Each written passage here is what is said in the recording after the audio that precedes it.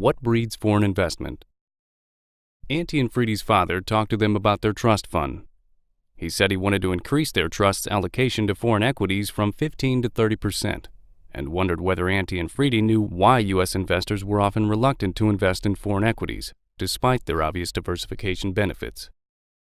Antti and Freedy had agreed to study the issue, and to help their thinking, they had brewed nice, frothy cappuccinos using a fancy Italian machine their father had imported.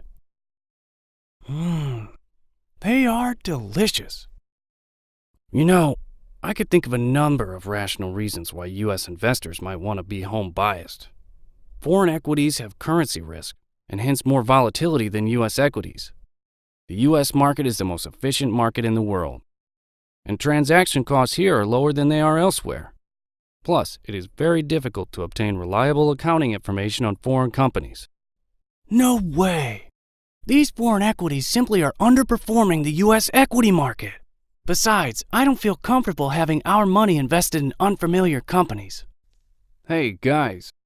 I happen to have just read some articles about the home bias phenomenon. Let me fill you in. First, currency risk is not what is stopping U.S. investors from investing abroad. Because currency changes show little correlation with local equity markets, they add little to the volatility that the U.S. investors face when investing in foreign equity markets. Moreover, currency volatility can be hedged. Second, arguing that the U.S. market outperforms foreign markets is short-sighted and not even true historically. Third, transaction cost may play a role, but in order to generate the observed portfolio proportions of U.S. investors would have to think that the average returns on foreign stocks were 2 to 4% per annum less than the realized average returns on foreign assets. It may be that these figures represent U.S. investors' perceived transaction costs of foreign investing, but it is unlikely.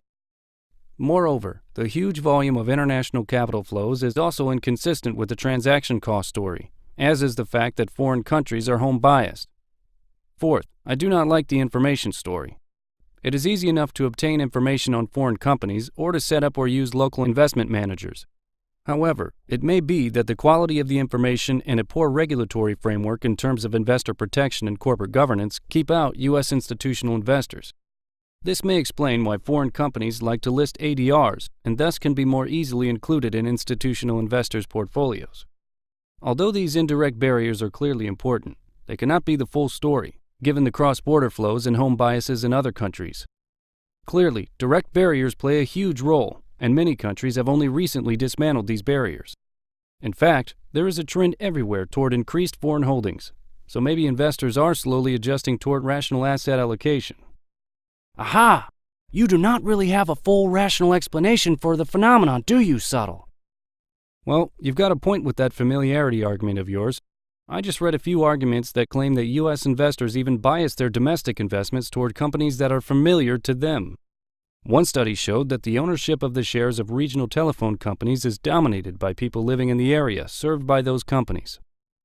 Another study showed that U.S. investment managers exhibit a strong performance for firms headquartered within a 500-mile radius of their offices.